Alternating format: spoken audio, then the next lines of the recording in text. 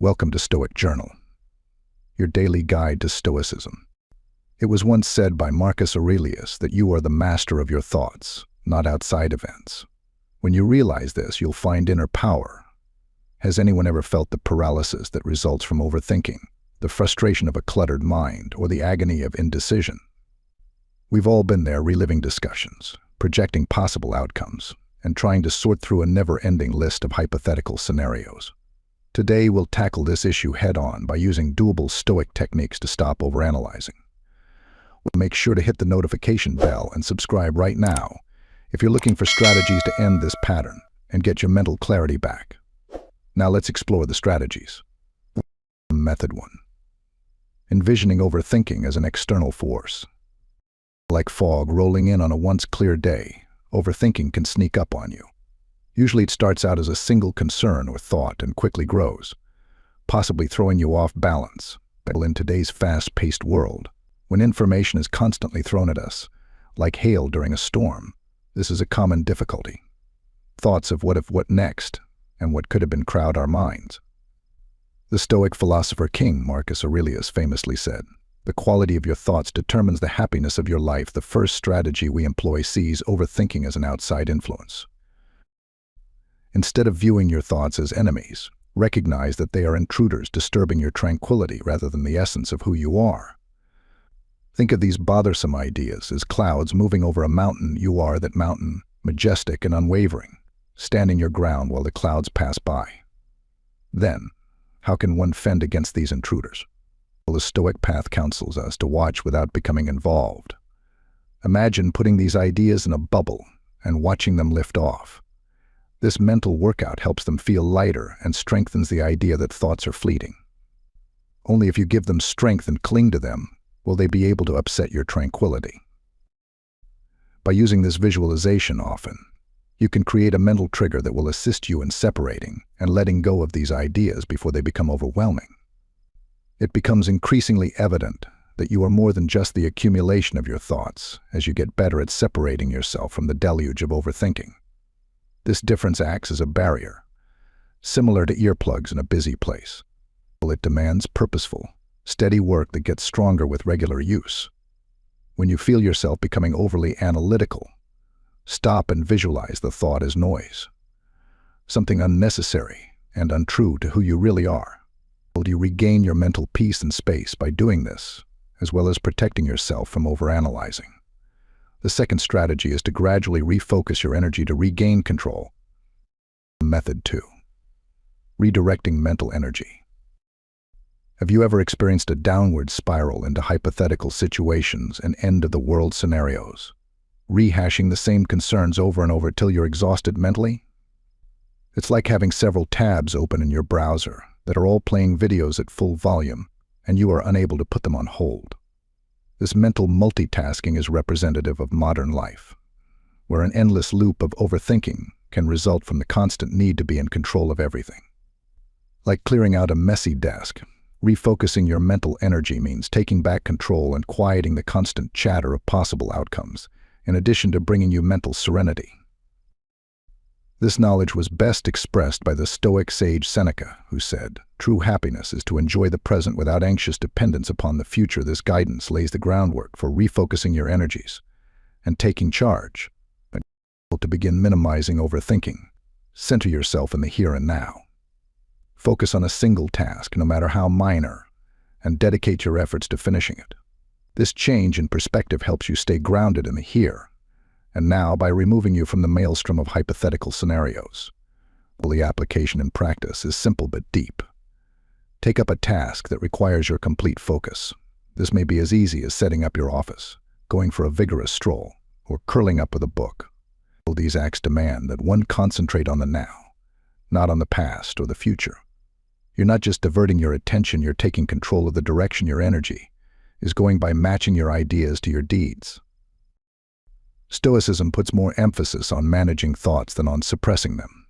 It is a sort of mental discipline to decide where to focus your mental efforts. It's not feasible to expect to fully avoid overthinking. That's not the aim. The goal is to be able to identify when your thoughts are not useful and to have the means to refocus them. Refocusing is like exercising a muscle. The more you use it, the stronger and more durable your mind gets. When it becomes overpowering, overthinking can be subdued gradually by purposeful action and presence. Step 3, at last, entails learning to let go and accepting impermanence. Method 3. Embracing impermanence. Let's face it, our minds are frequently caught in a loop, reliving the past or worrying about the future. This is the area of overthinking when ideas grow clingy and stay longer than is desirable. It's a problem that affects everyone, from professionals stressed out about presentations to students worried about exams to anyone trying to go to sleep with their mind racing nonstop. We can find solace in the words of Epicurus throughout this mental marathon, who says, "He who fears death will never accomplish anything worthy of a person alive." Even though this quotation seems serious, it discusses impermanence, which is a key principle of Stoicism. The fundamental idea is that everything is subject to change, even the ideas that seem to cling to us. When we overthink things, we frequently allow our thoughts to become permanent fixtures in our lives. Accepting impermanence means realizing that ideas are transitory and cannot last forever. When you're feeling bogged down by excessive thought, this realization can be a ray of light. Practically speaking, accepting impermanence means learning to let go. It's a deliberate process of clearing your mind of ideas that don't benefit you any longer. Imagine this as ideas floating away on the surface of a river, or morphing into ever-changing clouds that finally move on. In addition to offering instant comfort, this visualization fosters a deeper comprehension of how thought evolves. You can change the way you interact with your ideas by incorporating this practice into your everyday routine. It's better to let them go, rather than shoving them out with force. Letting go is a courageous decision that represents refusing to let unnecessary ideas take up valuable mental space. It's not a sign of weakness. As you get better at this, you'll discover that you have more mental room, and that there is a silence that has always existed but was muffled by your overanalysis. Accepting impermanence is a change toward a more tranquil and conscious way of existence. Not only a method, but Method 4. Creating a worry period. Dealing with ongoing concerns that poke at the back of our minds is a universal human experience. They're like the hum of a refrigerator. They're constantly there. Sometimes hard to notice, but they're unavoidably there. These worries can take over our minds at any time. Frequently when we're trying to concentrate on our work, enjoy quality time with friends, or even go to sleep. Our brains seem to be like a stage, and our anxieties are like unwanted guests who won't go. Epicurus, the Stoic instructor, once said, "If you want to improve, be content to be thought foolish and stupid. Think about that." This quotation, though it may not seem relevant at first, is a strong reminder to put our mental health first, rather than giving in to stress out of concern, that we would come out as gullible or complacent. A calculated move to give these worries a platform is to create a worry phase, which should only be used for the encore rather than the main act. Set aside a certain amount of time, every day, perhaps a few minutes in the afternoon, for yourself to give these concerns your full attention. Take this time to explore your worries, examine them closely, identify their causes, and maybe even write them down. What worries you in the real world? What can you do about these circumstances, and how likely are they? This concentrated period of time frequently shows that a lot of problems are like shadows. They appear big, but have little real substance. This method also teaches your mind that worrying is not a daily, all-consuming activity, and that there are appropriate times and places for it. You give your problems their due time and move on after the worry phase is over. This kind of segregation helps you take back control of your day. It's not possible to try and entirely erase concern. Nevertheless, you can lessen the influence of your worries on your life by controlling them. This method is similar to cleaning your mental workspace, putting ideas in their proper places, and enjoying the peace that comes with a well-organized area. You'll probably find that anxieties lose their power when not allowed to roam freely, making life feel a bit lighter and more enjoyable. Method 5. Transforming thoughts into actionable steps. When overthinking occurs, it can make us feel as though we are carrying a massive rock.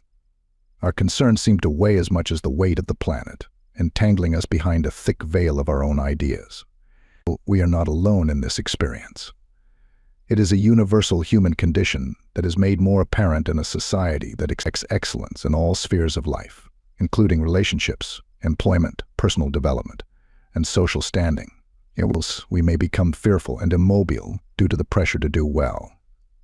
Marcus Aurelius once conveyed the wisdom: the obstacle to action promotes action as a beacon of light through the mist of overthinking. What obstructs the path eventually becomes it. This profound realization forms the basis of our fifth strategy, which is turning overpowering ideas into doable actions. The secret is to break a difficult problem or a major worry that is running through your thoughts into smaller, more manageable chunks. Consider this question: what's the very next step I can take? Just the next step, not the next 5, nor the 10. Taking this one tiny action can seem insignificant, yet it is a potent countermeasure against overanalyzing. Focusing on a single task helps you shift your focus from worrying to acting. It's like trying to untangle a gigantic knot by taking care of one little knot at a time.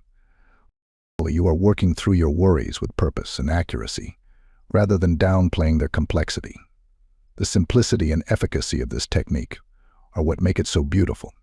Your little steps add up, and when you stop to think about it, you see that the rock of anxiety has become a pile of pebbles that have been stepped on one at a time. This approach teaches perseverance, fortitude, and self-assurance in one's capacity to take on obstacles head-on. All of a sudden, the seemingly unsurmountable is behind you, and the cloud of overthinking is replaced with a feeling of clarity and success. Method 6. Shifting to gratitude. Our brains can be very trickery, guiding us into a maze of overanalyzing, focusing on our shortcomings, foreseeing possible dangers, or considering our unfulfilled goals. This never-ending cycle might wear us out and make us feel unsatisfied. Overthinking frequently results from an obsession with life's shortcomings, or the unrealized, overshadowing the positive aspects of it already. True happiness is to enjoy the present without anxious dependence upon the future, as Seneca once said. This pearl of Stoic wisdom invites us to change our mindset from one of scarcity to abundance, from overanalyzing to thankfulness. Realizing the importance of the here and now, and all of its blessings, which are frequently disregarded in favor of future worries, is crucial. By cultivating gratitude, we are able to step out of the mental ruts and establish a solid foundation on the fertile soil of the present, where life is truly happening. Start by naming 3 things you are thankful for every day to begin this transition. They only have to be sincere, they don't have to be elaborate. It might be as easy as enjoying a nice note from a buddy, a good cup of coffee, or the coziness of your favorite sweatshirt. This simple exercise can help you break the pattern of overanalyzing and instead focus on appreciating the current state of your life. You may improve your everyday experience and reduce the cacophony of overthinking by grounding yourself in thankfulness. Gratitude draws attention to the good things in our lives and gradually changes our inner narrative from one of scarcity to one of abundance. With time, this new outlook can change the way you handle life's obstacles by helping you see them as chances to acknowledge and value the kindness that already exists in the world. Method 7. Shifting focus to effort. Our obsession with the future, its possible results, hypothetical scenarios, and the never-ending possibility of failure and disappointment often results in overthinking. This projection of the future might be frightening, paralyzing us as we focus more on the possible consequences of our actions than the actual deeds. Ours is an outcomes-driven society, where the means are frequently justified by the ends. This may give rise to the notion that the journey may not be worthwhile if the result is uncertain. Epictetus gives a Stoic remark that serves as a clear instruction: don't explain your philosophy, put it into practice. Stoicism advises us to focus on our actions and goals rather than being obsessed with uncontrollably unpredictable results. This highlights that the real worth is found in the caliber of our work, the morality with which we walk our path, and the integrity of our deeds, not in the significance of making objectives or striving for greatness. To use this strategy, intentionally change your focus from prospective consequences to the work itself whenever you find yourself overanalyzing them. Consider whether you're giving it your all, acting morally, and adhering to your principles. This method entails putting in the effort, acknowledging that your responsibility stops with it, and being totally present in the process. By concentrating on effort, we can break free from the shackles of overanalyzing and offer our all in the present, without worrying about the future. It changes what we do from being merely steps toward a goal to being declarations of our dedication and character. This change in perspective helps you see that your journey is an embodiment of living with purpose, rather than merely a way to achieve a goal. Every step becomes a self-contained achievement, highlighting the journey's inherent worth. Method 8. Embracing voluntary discomfort. Faced with probable discomfort or change, our thoughts tend to become frantic with overanalyzing. We rehearse scenarios in our minds, running them through several times, trying to anticipate every possibility, and bracing ourselves for any agony that might arise. Our comfort zone becomes a mental prison that prevents us from growing as a result of this continual rehearsing, which can be extremely taxing. Marcus Aurelius once said, "The art of living is more like wrestling than dancing," illustrating the Stoic approach of facing difficulties head-on rather than avoiding them. He saw overthinking as the unwavering warden. By engaging in purposeful pain, we can retrain our minds to manage ambiguity and lessen the tendency to overthink. It entails taking tiny, intentional steps outside of our comfort zones to build resilience and adaptability. We'll start small, like sleeping without a pillow, walking instead of driving, or taking a cold shower, to begin incorporating this into modern living. Take part in activities that deviate from your regular schedule, and allow yourself to accept any emotions that surface. The goal here is to show yourself that discomfort isn't as scary as your overthinking mind makes it out to be, rather than to punish yourself. The paradoxical result of voluntary discomfort is an increase in comfort in many facets of life. By voluntarily putting yourself in uncomfortable situations on a frequent basis, you train your mind to become calmer and less reactive to change, allowing you to concentrate on your reactions instead of the outside world. This profound change in viewpoint not only reduces overanalyzing, but also builds an inner strength core that is unshakable by fluctuations in life's circumstances. Method 9. Gaining perspective on life's canvas. When we focus too intently on the small elements of our lives and lose sight of the bigger picture, a storm of overthinking frequently breaks out. What if scenarios confuse our minds, making even the tiniest problems appear intractable and taking up mental space and energy? Seneca once said, "We are not given a short life, but we make it short, and we are not ill-supplied, but wasteful of it. We are prompted to consider the transient nature of our existence by this awakening message." Every instant lost to overthinking is an opportunity to enjoy life to the fullest and appreciate each moment. Stoicism challenges us to consider if our concerns will matter in the long run of our lives. We should sometimes take a step back and evaluate our lives as a whole in order to prevent overthinking, realizing that many of the things that occupy our minds are fleeting and ultimately unimportant. When your mind is racing, take a moment to remind yourself that life is only temporary. Consider whether the little time you have is really worth this overanalyzing moment. When we think about how fleeting life is, we inevitably give our experiences and worries first priority. This is a plea to love the moment and concentrate on what really matters, not to become depressed or apathetic. It acts as a strong counterbalance to overanalyzing, bringing our focus back to the here and now, deepening our appreciation of it, and reducing the burden of worries about the future. Instead of causing you to feel anxious, let life's transient nature serve as a blank canvas that you may color with the vibrant hues of present and active living.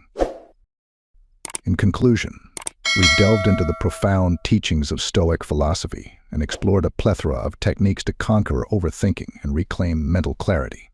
Drawing inspiration from Stoic luminaries such as Marcus Aurelius, Seneca, and Epictetus, we've uncovered practical strategies to navigate the labyrinth thoughts with resilience and wisdom. As we culminate this insightful exploration, we extend an invitation to integrate these timeless principles into your daily life. Reflect on the insights gained from Stoicism, implement them into your routine, and observe how they catalyze a profound shift in your relationship with overthinking and mental well-being. Your participation in this journey is invaluable. It's your curiosity, engagement, and commitment to personal growth that motivates us to continue sharing transformative content. Together, let's grow a community that embraces mindfulness, resilience, and the pursuit of inner peace. Thank you for embarking on this journey with us. Remember, the path to conquering overthinking is ongoing. Stay curious, stay empowered, and allow the wisdom of Stoicism to illuminate your path toward a more tranquil and fulfilling existence.